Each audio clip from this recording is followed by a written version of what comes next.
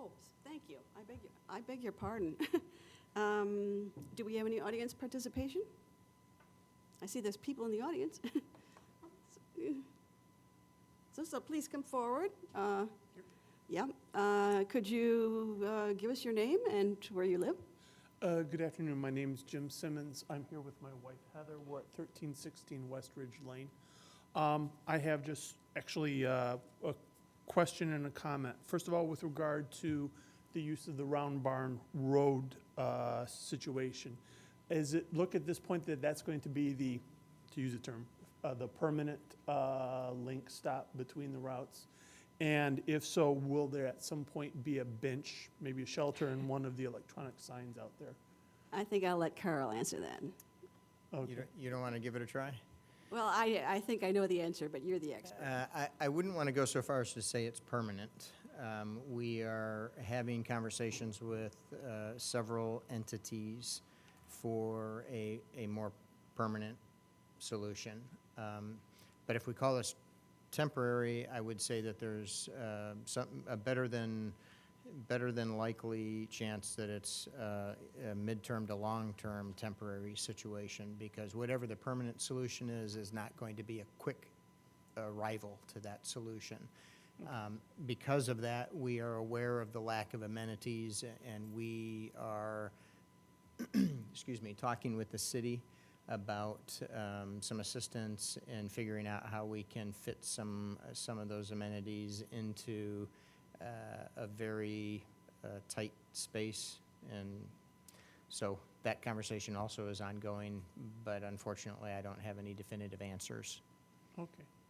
The only other comment I had, I'm specifically here because I'm interested in the Illinois terminal expansions. I think we all are. Yes. And so I presume there's no public comment during that. I just want to let people know one of the things I will be most interested in is the plans for financing and funding that. So I'll be looking for that. Okay. Thank you.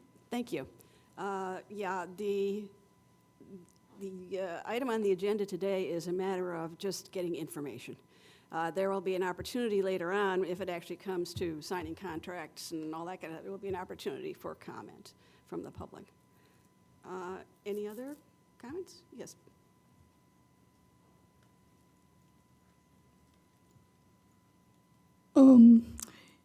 Could you please state your name and your address, please? My name is Eric Worth. I am a DSC client, and my address is 301 South Country Fair Drive, apartment 49. Thank you. I would like to wonder, with this, before when the new schedule comes out, I am wondering about with these, when they talked about only allowing buses to stop at where they have the bus stop signs,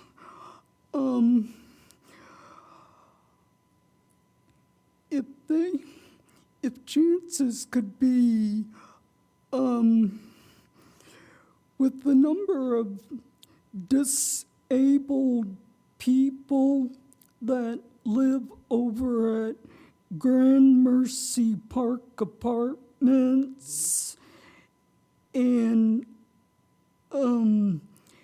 with the number of disabled people who would attempt to get off that Country Fair Drive, I was wondering if there could be a chance that even though that since they have only a bus stop sign on the west side of Country Fair Drive right by Grand Mercy Park Apartments, I was wondering if there could be a possibility that there could be a special stop to allow the drivers, when they come northbound on Country Fair Drive, that they could still be allowed to at least make a stop there at Grand Mercy Park Apartments, just to maybe at least only drop off passengers, but not to pick them up. Again, Carl, we are trying very much to make the designated stops at places where people could get on and would want to get on. But I know that the planners are eager to know if there are difficulties with the stops that have been so far marked. Carl? Yeah, no, that's a good comment, and I would just add on, sir, Amy Snyder, she's floating around in back here. Amy Snyder, our customer service manager, is going to touch base with you and get a little bit more information from you, and we can work on accommodating the situation that you're talking about. And then one other thing is, if it turns out, if also, if it comes to where if it turns out permanently, if the buses end up having their permanent main stop over on Round Barn Road, one other thing that that I have tried to see about doing was one of my managers from over at Grand Mercy Park Apartments had tried to do was they had tried getting in contact with one of the MTD managers, and plus with the city about where they was gonna, because since there is a number of disabled people over at Grand Mercy Park Apartments that catches the MTD buses, and what we was trying to think on doing was we was trying to see what we can do to where to figure out on where we was wanting to be able to put a bench, at least a bench in by where the bus stop was, and we was gonna get in contact with the city where they can help out, because we was gonna get it to where that they can get it put into where it'd be well secured so that no one would steal it or anything, if you know what I'm talking about. Yes. But because I would say if it has to, if the managers would need to, I have here the card for the manager that Of the apartments? yeah, Okay. because his name is Jacob Gall, and where you would be able to get a hold of him if you would need to talk to him about the details on with trying to get this bench put in, because it's just only a bench that we're trying to put in, not a bus shelter, because was just only wanting to put at least a bench in where it would give a place to sit while waiting on the buses, because I wanted it to be a bench so that it would make it easy for the maintenance workers whenever they would have to do like the mowing and everything. It would make it easy for them to get around the bench and everything. Those are great suggestions. Yes. And Amy can help you with those. If you have some time, if you could just meet with Amy, she can get that information from you, and I think we'll be able to help you out. Okay? Okay, Thank you for coming. Thank you. thank you. Are there any other persons who wish to speak?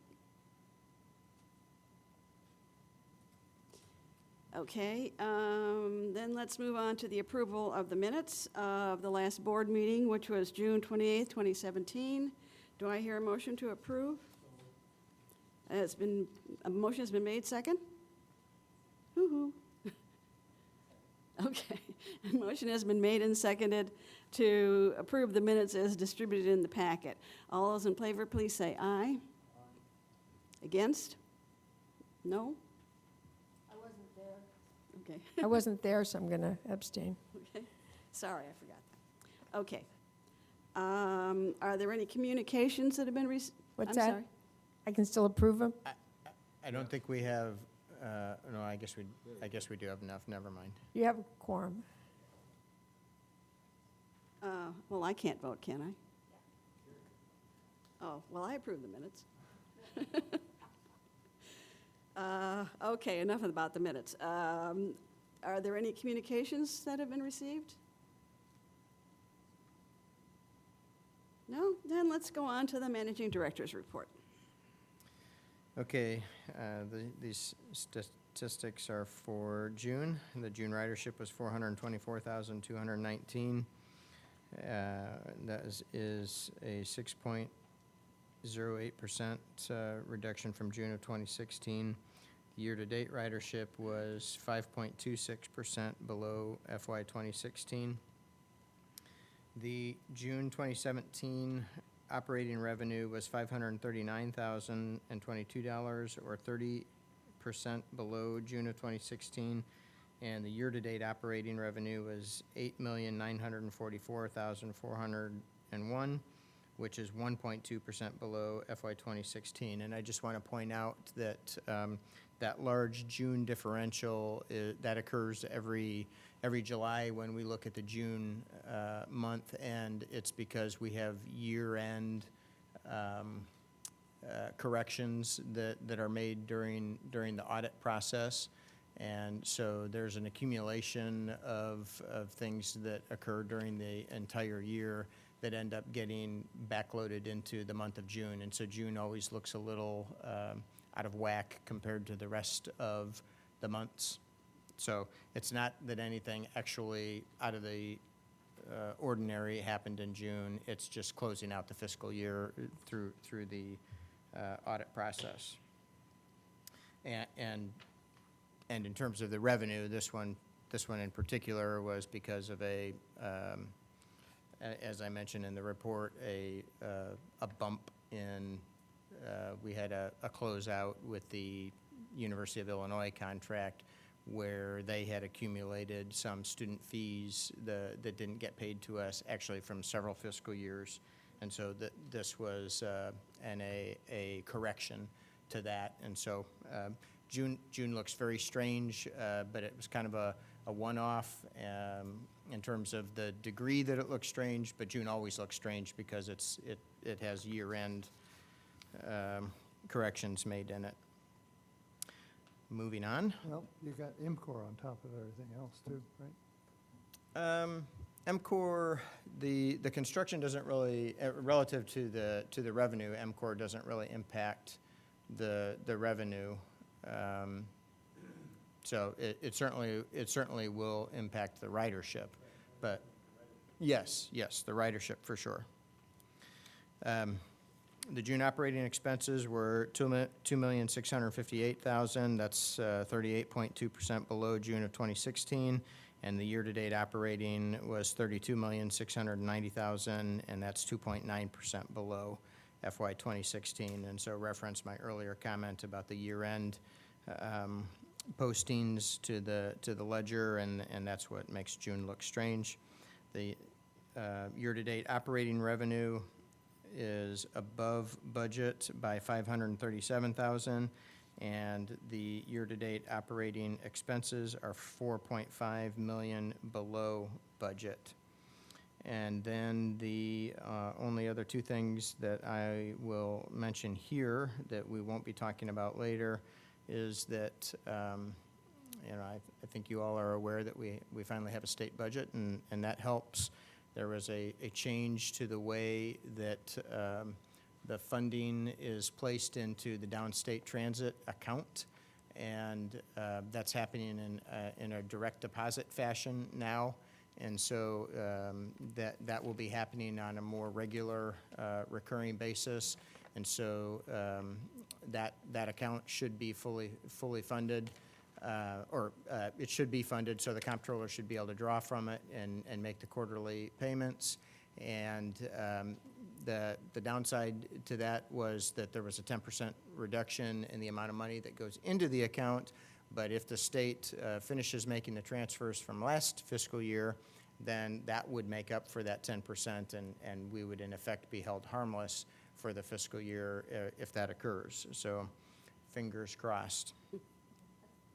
That is all I have on those pages. On page 8, the only item I'm going to directly mention is the ridership study.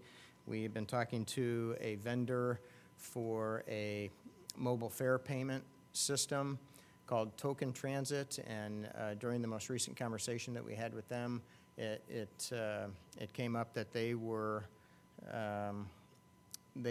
wanting to introduce a manner in which trip, origin, and destinations could be identified, which, Bruce, is exactly what we have been talking about doing with the computer science students with the university. So that really piqued my interest, and so we're having further conversations with them to see if we can be the pilot system for them to launch this aspect of their product. So I'm cautiously excited about that, and we'll see where that conversation goes. And with that, if you have any questions through page 45 of the board packet, I'd be happy to entertain those. I'd like to ask a question about what you just said.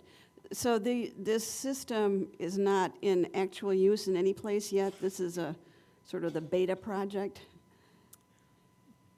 The product, Token Transit, is in place in several transit systems. It's used all across the country.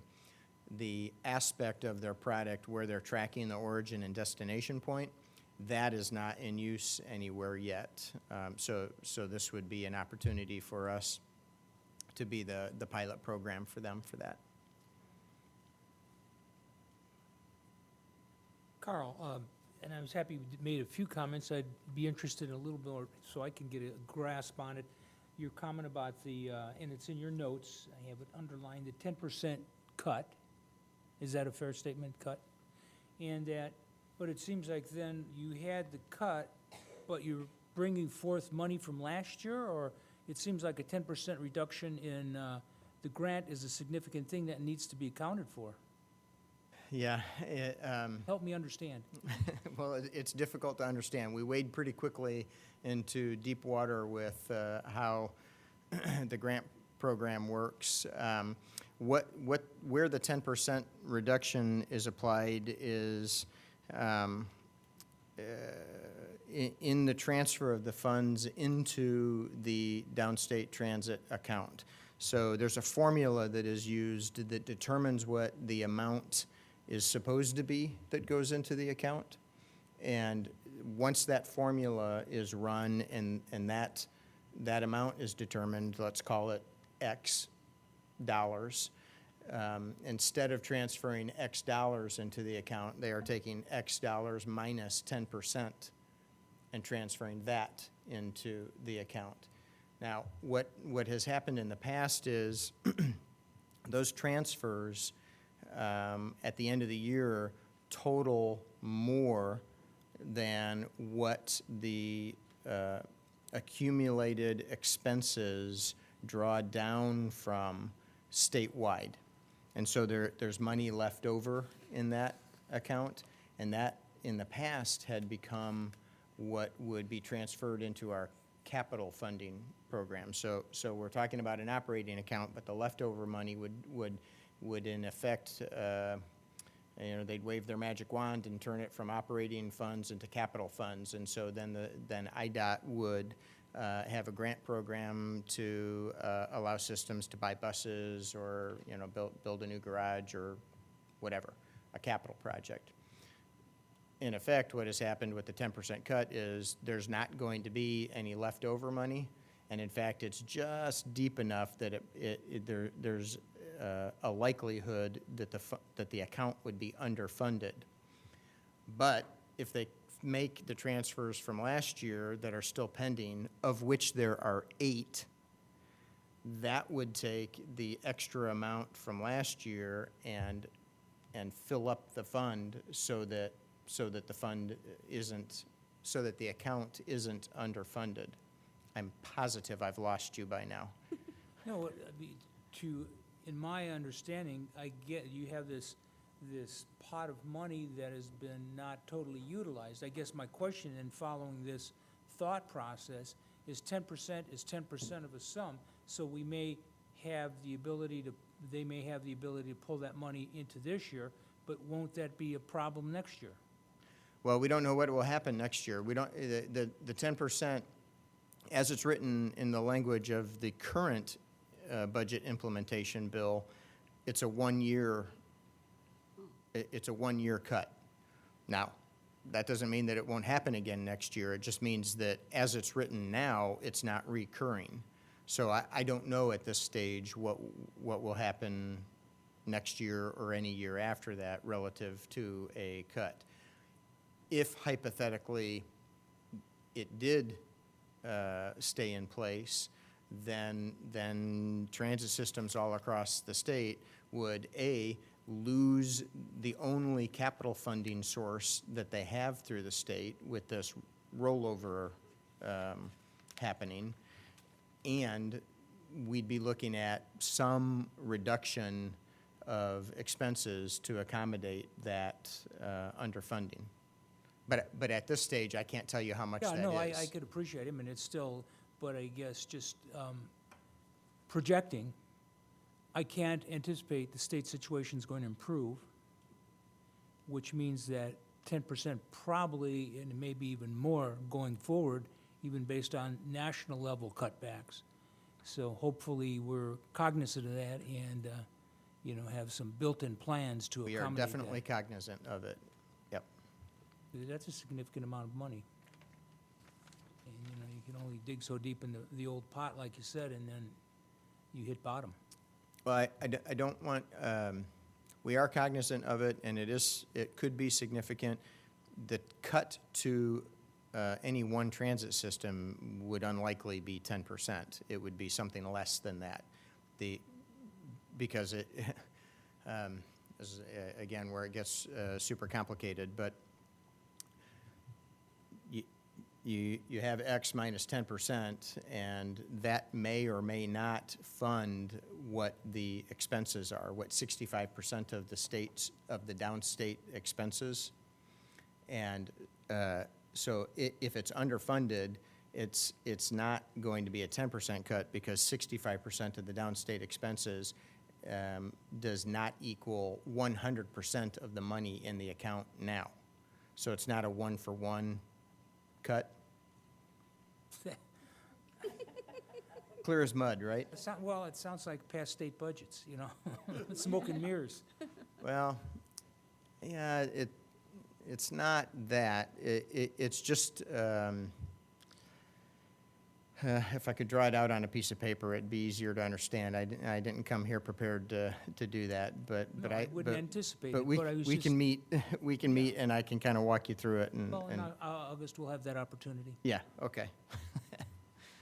Any other questions for Carl? Yes. Carl, back on token transit, I'm interested in if there's a timeline associated with what you anticipate with that, and also just a clear definition of what direct services are. I know what Safe Rides is, but want to be sure that I understand what direct Timeline, I don't have, I don't know what the timeline would be at this point. I mean, we're talking to them, and they are getting a proposal to us. I haven't gotten that yet, but I'm expecting it in the relatively near future, and then we'll talk about what the costs are and how that will play out. And then let me make a clarification before I try to answer your second question. The token transit is not related to the direct services, and I don't know if I actually said that. But we're looking at several different software packages, and token transit would be applied system-wide. But there is another product that we are looking at that is related to the direct services. So I just wanted to make that distinction. But as to your question, yes, Safe Rides is a direct service. I don't remember if you were on the advisory board when we still had the Southwest Direct or the Northeast Direct. So we used to have direct services that worked in boundary areas of the district, and if there's some potential that we may bring back that type of service, and that would also apply to this. Any other questions? Okay, thank you. Just one quick word before we let you off the podium, if you will. We typically, since I've been on the board, had these back and forths on ridership and decline in revenues and so forth. I guess trying a different, are there any bright spots? It seems like, the slow drift down with ridership and that. Do you see any change in that pattern? Or any indications? Or just, obviously a very subjective question, but I'm just curious if you felt that there's any change anticipated. You're indicating? Yeah, well, we've talked about this many times. You got MCOR, gas prices, low gas prices, people moving, students moving in closer to the campus. The big change has been in the student ridership. Well, again, Kids given that's the moving in biggest is- part of our ridership, without Right. doubt. The problem is, when we went to analyze this statistically, was that the decline in ridership period has not been long enough Right. to really figure anything out, to assign cause. But we know who the players are, or at least the big players are, and I just mentioned them. So, No, I mean, again, we don't want to go back and forth. I was giving you the opportunity to shine some sunlight on a less than optimistic view. yeah, so as you and I have talked about before, I wouldn't necessarily paint it in a pessimistic view, because there are, as Bruce pointed out, several factors that are associated with it, and some of them are just environmental and economic that we don't have control over. So it's just part of the environment in which we operate. And then secondly, we just, not enough time has gone by since the last time we talked about it to really have any kind of different answer. No, I would not, just if there's anything different. Yeah, because I do interesting facts too. Little things. The variables, precipitation in 17 has been 1 inch, and last year was 6 inches or 5 inches, and gas was 204 this year, 240. So it seems to be almost impervious to those metrics too. Yeah, although, well, that's right. Those are not, and that's what we indicated when we gave you the presentation on the regression analysis with the ridership, that the infill development has more of an impact than, say, weather or gas prices. Sure. Those certainly play into it, but they're not the driving factors. as indicated by those precipitous changes, no pun intended. Yeah. Thank you. Did you have a comment, Matt? I guess just to put it in terms that I kind of understand, so basically we understand or have a hunch that there are several factors that are declining or contributing to the decline in ridership, yet we're going to wait a little bit more until we are for sure that ridership is declining consistently. Is that what I'm hearing? I guess we're going to react when ridership has declined to a point where it's no longer tolerable. I mean, I'm not sure what I'm hearing right now, but that's kind of what I'm trying to summarize into something that maybe is more understandable. Well, you're not necessarily hearing that, that will only react when it's no longer tolerable, but you are hearing that it certainly would be too soon to try to react to something that we don't have a complete picture of what we're reacting to right now. Okay, because, I mean, I know MCOR is kind of we like to point the finger at MCOR and say that's what's contributing to a lot of decline in ridership, but on page 9, if you look at the percentage changes, and if we're assuming that the MCOR area services U of I faculty, that is relatively unchanged, where you're seeing significant changes in adult rides, annual pass ridership, all-day passes, transfers, and safe rides. So I don't know, how do you spot a trend 5 years from now, 2 years from now, 10 years from now? I don't know, but I guess that's what Jim and I have kind of been saying for the last 3 months, is that we're seeing these declines and we'd like to know what's happening, but it seems like let's just wait some more until it becomes a problem.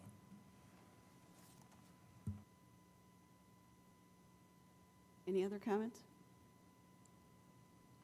Okay, then let's move on to committee reports. The Administration Committee, Bruce, do you have anything? Nope. Okay, and then the Facilities Committee. Okay, and on the agenda is a presentation about the terminal expansion. Right, so I would not call it a presentation so much as opening the floor for a conversation. I had informed, you knew that we had a media event a week and a half ago regarding the Illinois terminal expansion. And so the point of that was to bring that project that staff has been working on for several years out to the forefront so that we could begin having a public conversation about it, and that you as a board could start weighing in on some of the decision making, though we're not asking for decisions at this point because we're just starting this process. But we had to start the process in order to get to the point where we can bring things to you for decision making. And so this is, as you know, as I've talked to you before, Illinois Terminal has been fully leased out since the day it opened, and we have current tenants who want to expand and can't, and we have potential tenants who contact us and they can't. We can't accommodate them. More importantly for us and our operations, between our services and the intercity buses, Greyhound, Trailways, Peoria Charter, and the like, we are at maximum capacity with the number of buses that we can accommodate on the property.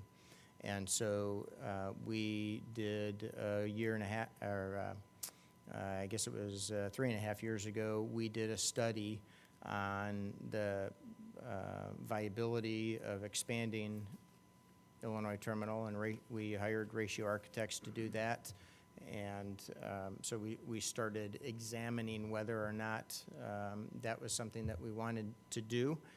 And as we were progressing through that, we came in contact with a local developer, Hans Grodelution, who developed and built the Hyatt Place in downtown Champaign, and Hans is here today.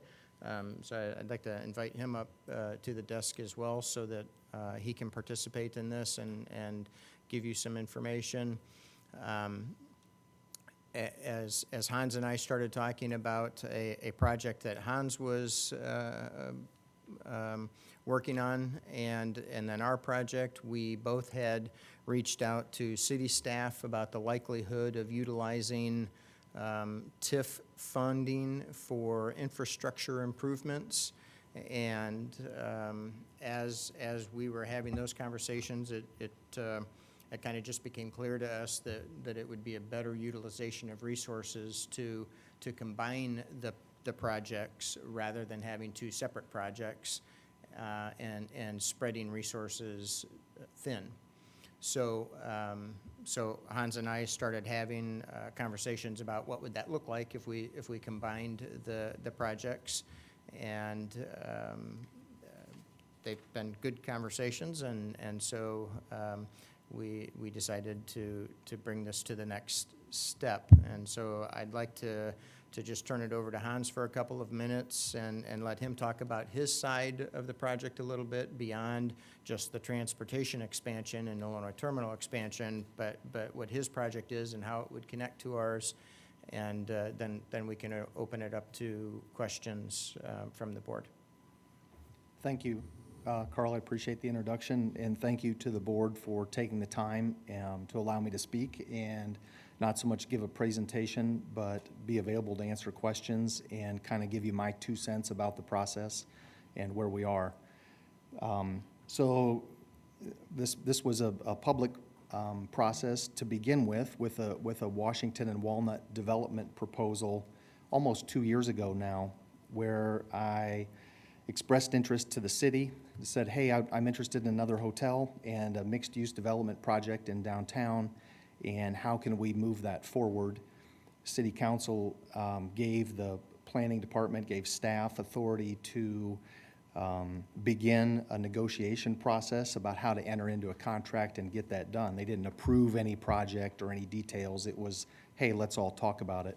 So for the last 2 years, then, I have been talking back and forth with city officials, with the city staff. One of the things that took a long time, that's a part of that process, was the creation of a new TIF district. And so soon after we got this authority from council 2 years ago, we realized that a TIF district would be helpful to help offset some of the parking and infrastructure needs. It took literally over a year, maybe 14 months, I think, to create the TIF district and get that finalized.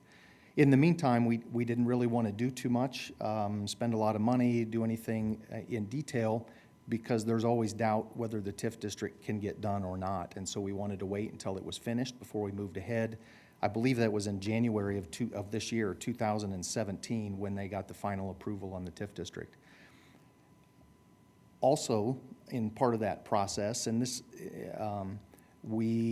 I was approached by some, I'll call them hockey enthusiasts, hockey consultants in the world, who said, boy, wouldn't it be great, Hans, if you added an event center or an arena that could hold a hockey team, minor league, or perhaps maybe we can talk the university into adding it as a sport. So as these people approached me with that idea, I thought it would be great. I thought it would be a wonderful addition to the project that we're working on. We went down the road on the north side of downtown, of Washington and Walnut, of trying to see if it would fit, if an event center would fit there. We had some discussions with members of the University of Illinois to say, hey, if we were able to pull this off, would you have interest in being a part of it?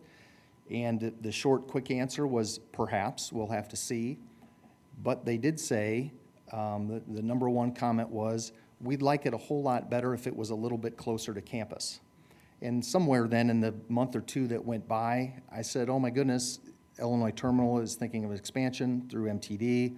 On the south side of downtown, where there is 10 acres of ground of underutilized parking, dilapidated old buildings, old recycling plants, and so forth. Wouldn't it be wonderful if we could merge these two developments, also give a proposal to the university to say, here's a new event center, which is now closer to your students at Springfield especially, and see if we can advance that forward. So now this is now just in the last 4 or 5 months, and the Division of Intercollegiate Athletics then decided they needed a feasibility study in order to contemplate hockey. They have announced about a month ago now that they will undertake that study. It is in its beginning stages, or soon to begin, perhaps. And we would like for them to finish their feasibility study and see if there's a room to include them in this proposal. So here we are on the one hand, it's 2 years into a project. On the other hand, it's the absolute beginning of it. Everything we've done so far has just been speculation, kind of groundwork. Does the project even have legs, to bring it to boards and to bring it to the public attention? We think it does have legs. We think it's ready to be analyzed and developed and vetted further, and we want to begin that process. And Carl, is there something I'm leaving out? No, I don't think so. If any of you have questions, then I think either Hans or I can field those. Actually, I do. I'm sorry to preempt the board members, but could you walk us through what all these buildings are? Yeah, you bet. Because I think our original project from Ratio would have ended where the high-rise buildings end.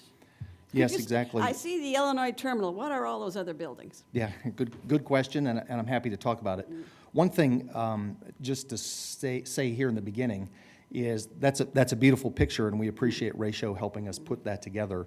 It is in no way an end, here's what we're going to build. It's a preliminary concept of what we think is a possibility, provided all the pieces work together. And then specifically, though, what we're proposing and what we hope to accomplish is, maybe it's easiest to start from the Illinois Terminal building. You can all recognize that. We need to have a building and parking structure and expanded bus area that would be immediately to the south of the Illinois Terminal, which is kind of buried behind these high-rise buildings, actually. And that would extend then to Walnut Street. And so the building on the left, prominent building on the left, that's the existing Christie Clinic parking lot. And so depending on the needs of MTD, how much expansion, how much, I've said to Carl, 5 times, the most important thing is how many buses do you need, and how much square footage do you need for buses? We have to start with that. And so that building and that structure would expand through the Christie Clinic parking lot to Walnut. Then we would cross the street to Logan, and there may or may not be some kind of connection over Logan. Logan would stay pretty much exactly as it is, I believe.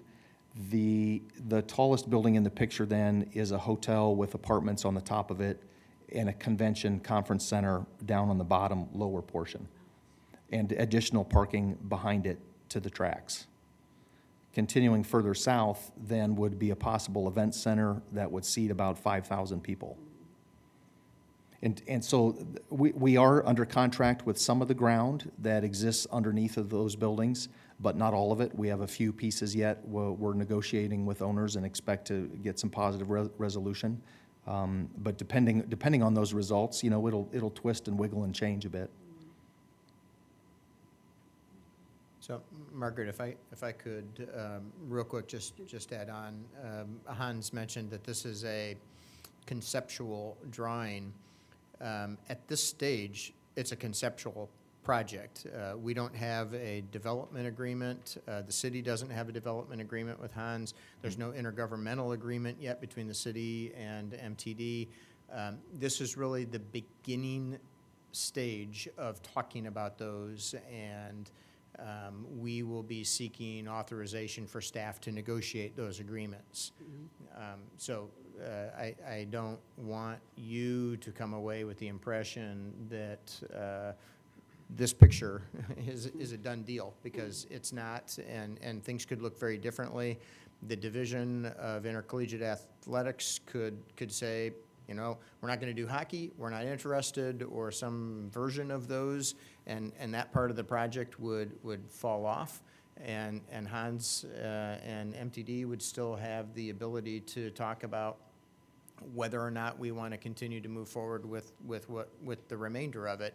and what that would look like then. And so this can be phased.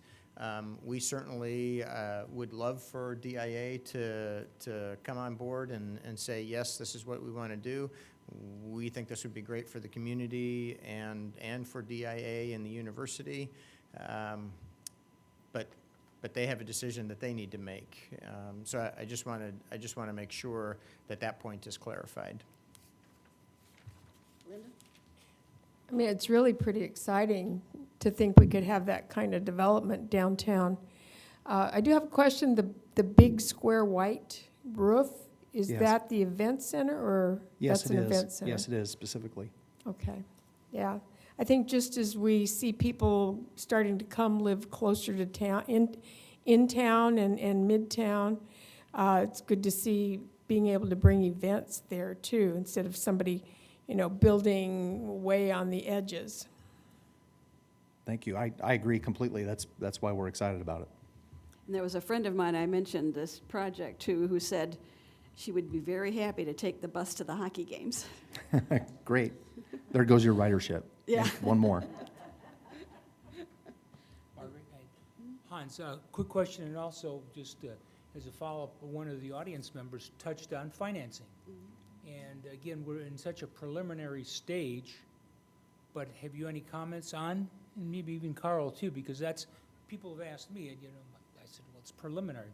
What is your response at this point, how you visualize, assuming this thing starts to work, financing? You bet. I would say it's preliminary, and so we would believe fundamentally that between the MTD, the city, private development, perhaps the university, that we can present some ideas for a financial structure that will work down the road. We're not even close to being able to present or talk about any of those kind of ideas because we don't yet even know all the components. The one thing is the university sits there evaluating their hockey and perhaps an event center need. That impacts the rest of the project. We can't even just cut that out and build everything else the same. The number of parking spaces we need, the transportation studies for the roads and light signals and so forth, and all the different components, those will adjust. And so we're kind of going to try to advance this, open this public discussion, give them a chance to evaluate whether they want to be a part of it or not. Then we'll make a decision about how we go forward from there. And at that time, begin to have the plans for financing and how do we package it and put it together. Does that answer it? Yeah, and somebody said to you, taxpayer, is it going to cost me money? I'd say no, not a bit. Now, that doesn't mean that there won't be any dollars at all coming from an entity like the city or the MTD, but the TIF district is a mechanism that is created where in general, broad, big pictures, all of this land right now currently pays real estate taxes. Or I suppose if some of it is city-owned or nonprofit-owned, it doesn't pay. But there's a baseline of how much dollars it pays in real estate taxes. What a TIF district does is it says those same dollars will continue to flow to the various entities that they support, whether it's the MTD, the city, the park district, the school district, or so forth. All those entities will continue to get their same amounts. But if things happen within the TIF district to increase real estate tax revenues, those increases, just the increase amount, can be spent towards projects, towards infrastructure within the TIF district. And so there are dollars coming from government entities, MTD, city, real estate taxes, and so forth, but only if we're able to increase them. And Carl? Totally correct, and I would only add on to that, Jim, because that's not dissimilar to a question that we received during the media interviews last week. There's no plan for additional taxes. So when we talk about a sister agency like Unit 4 had this big capital project that they need to do, and they put a referendum out for this bond issue, that's all new taxes on Champaign. There is nothing like that under consideration for this project. There's no new taxes that we are planning on initiating and diverting to this project. As Hans mentioned, there will be funds that MTD has through its levy, and that hopefully, I mean, what we want to talk to the city about is their participation within this TIF district to use that increment financing, which is tax dollars, but it isn't new, it's no new tax to residents of Champaign. So there's a differentiation there that when somebody says, are there tax dollars or are there new taxes? This isn't a project like the Central High School project. This is not a bond issue, but there will be public funds that go to the project. You said too, though, that say if this goes to fruition, increases revenues without a doubt, that you can make the case that tax rates may even go down in certain ways because we've created new revenues. I would love to say that, but I will not. All right. Just offer you that opportunity. I can't say that tax dollars will go down. I could speak a little bit about the Hyatt Place in my development agreement with the city of Champaign, which also is in a TIF district. How that works a little bit is that TIF district where the Hyatt Place is located literally expires in about a year, either this year or next 2 years, I'm not sure exactly, but very soon it will.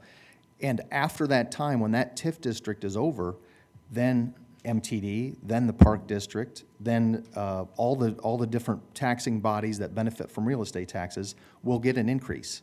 And so far to date, real estate taxes from Hyatt Place have been refunded to Hyatt Place. That was part of our agreement.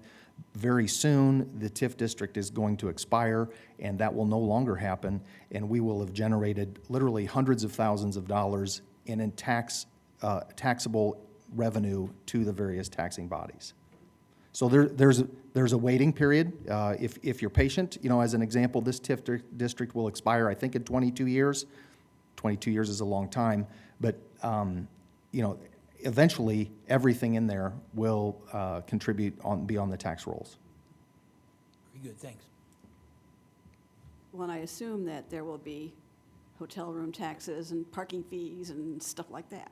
Absolutely. Any other comments? So just real quickly, one thing that we hear a lot of conversation about is with this project, what parking is needed. We don't know yet. We'll hire some consultants who do that for a living, and they know very specifically how to analyze that and come up with that answer. Another one is, what does this do with the traffic flow? I mean, this is just going to be horrible for congestion downtown. We're aware of where we're building this, and we will hire traffic experts on looking at that and how to accommodate congestion. And one of the things that we've talked about that we really like is that on the whole, this event center is doing things in the evening hours or weekend hours when the congestion or the traffic is much, much different in downtown than it is Monday through Friday, call it 7:30 to 5:30. So there's some off-hour utilization that helps, but that's one of the studies that we'll do. So Hans mentioned traffic signals and things like that. I mean, we need to make sure that this works for our operations as well, that the buses can get in and out of Illinois Terminal. And so all of that will be encapsulated in these studies that are still pending and that we need to work out agreements for. So what's the next step? So the next step is Carl and I are meeting with city council members to brief them in this process and to gain their support for advancing it further. We're also waiting a little bit for the DIA at university to see the results of their feasibility study and then kind of raise their hand to whether they have interest in being a part of it or not. And those things will be ongoing. And we're getting ready to, I would say, we're going to begin looking for consultants for traffic and so forth, parking, and trying to get that lined up without actually advancing it yet, but just exploring those and getting them ready to go. And I would caution you to not necessarily expect major advancement month to month at board meetings. This is a process, and we want to move as quickly but as diligently and properly as possible through the process.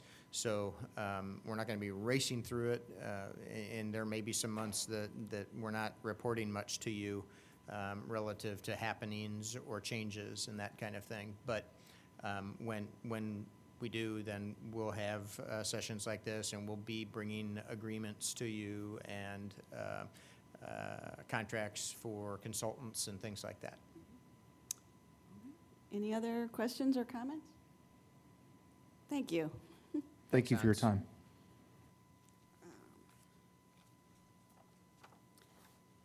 Okay. Oops, sorry. Now we move on to the action items. The first is to authorize the execution of the Downstate Operating Assistance Grant Agreement, which is on page 46 of your packet. Are you going to speak to this, Jane? I can speak to it. There's not much to say about it. This is Yeah. the same resolution that we bring every year to execute the grant agreement that we have with the state for the operating assistance program. Is there any comment, questions, whatever, from the board? Is there a number, Carl, on this? The page we had, I didn't see a number. What is the grant amount, or is that even a fair question? It's 65% of operating expenses, so there's no change from how it functions in previous years. So the budget that you passed, Yes. the expenses, 65% of that would move through the operating assistance program. So multi-millions. Yes. And if we don't, if we don't spend everything, we don't get matched. Is that correct? It's a match of what we spend. Yes, yes. So if we're behind on expenses, we're behind on the match. Just to keep it simple, I'll say yes. There are some technical details to that could muddy things, but in effect, yes, it's 65. It's a reimbursement for 65% of the expenses that we incur for operations. But that's why we don't have an exact amount. Right. Okay. Right. Well, for instance, we just talked earlier. We were under budget in our expenses for last year. So the previous year, a budget was approved, and then we spent less than that, about $4.5 million less than that. So 65% of that $4.5 million was in the grant agreement last year, but we didn't spend that $4.5 million, so nor did we recoup 65% of that because we didn't spend it. Yeah, I guess to make it clear to me, it's not that this money is sitting in a pocket somewhere. It goes into the pocket when we spend. Right. Madam Chair, I would move approval. It has been moved and seconded to approve resolution number 2017-6. All in favor, please say aye. Aye. Opposed, no. Okay, resolution is passed. The next item on the agenda is page 48. Policy of rules and regulations for conduct on MTD vehicles and on facilities. Do we have some discussion of this? Just as an intro, I'd like to invite Alex Parker up to the table. Alex is one of the district attorneys, and he helped to update the policy and procedure that is before you. And So if you do have questions, he's here and available to answer those from a legal perspective, and I will do my best to answer from an operational perspective. But in effect, this is a policy that we have had since 1999, and we are adapting it. We generally have used it for facilities, and we are adapting it for both facilities and vehicles. So it now has a system-wide approach, and that allows the district to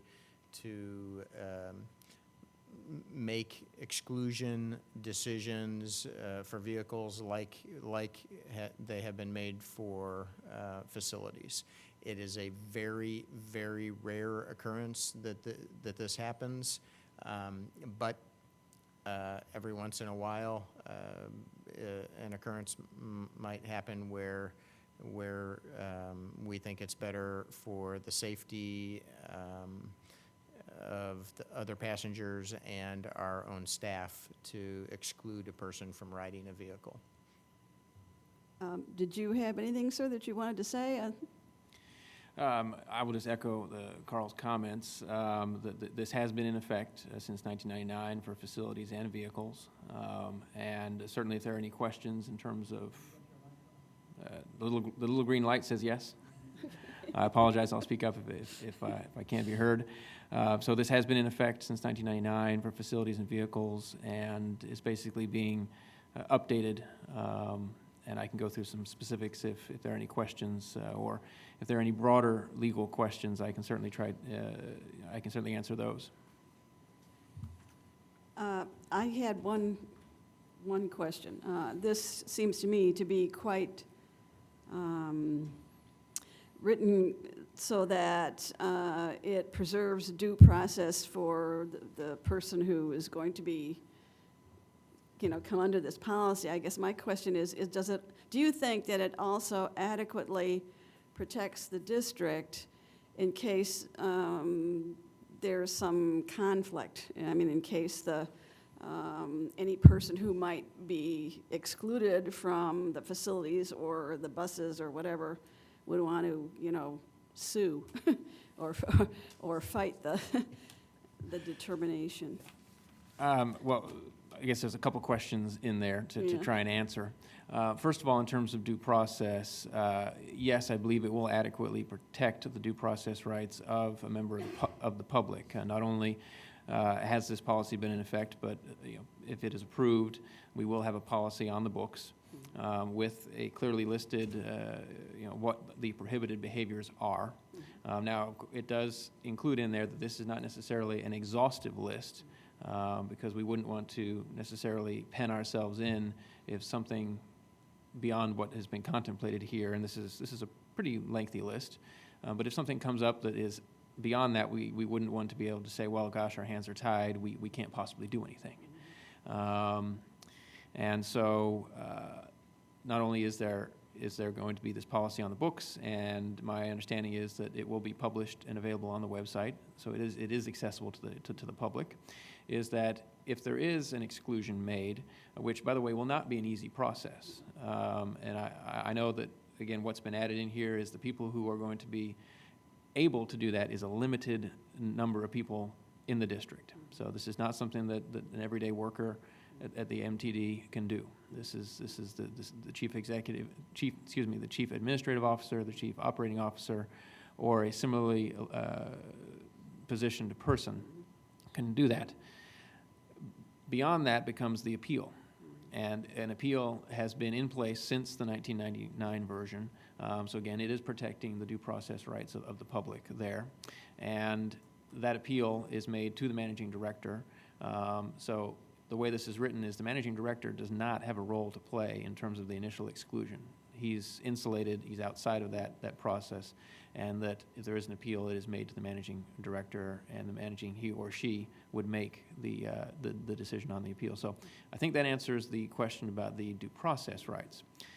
Your other question, I believe, was talking about if someone does do something in a facility or on a vehicle that the MTD would want to pursue. that would be something that would really be not connected to this policy.